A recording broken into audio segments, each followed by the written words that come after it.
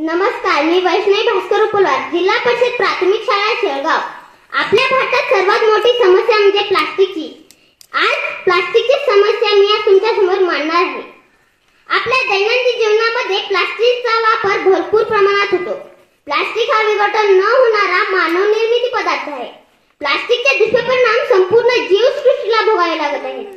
Plastic हे वापरायला सोपे व स्वस्त असते, त्यामुळे प्लास्टिकच्या वस्तूची लोकप्रियता जास्त आहे। खूप साऱ्या जीवनावश्यक वस्तू प्लास्टिक पॅकिंग मधून आणल्या जातात। तसेच घरातील बहुतांश वस्तू आता प्लास्टिकच्याच आहेत। प्लास्टिक वापरायच्या प्लास्टिकमुळे कचरा वाढतो व प्रदूषणासारखी भीषण समस्या उभी राहते। त्यामुळे पर्यावरणाचे नुकसान तर होतेच, सोबत सजीवांच्या जीवालाही धोका निर्माण होतो। पर्यावरणात राहिलेल्या प्लास्टिकमुळे प्राणी, पक्षी, झाडे, जलचर प्राणी यांच्या जीवालाही धोका निर्माण होतो। प्लास्टिक कचऱ्याचे विघटन होण्यासाठी बऱ्याच वर्षांचा कालावधी लागतो।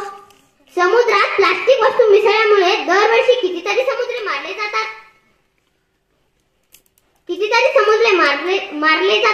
कचऱ्यातील प्लास्टिक पोटात जाऊन अनेक पशूंचा मृत्यू होतो। तसेच प्लास्टिक कचऱ्यामुळे रोगराई पसरते।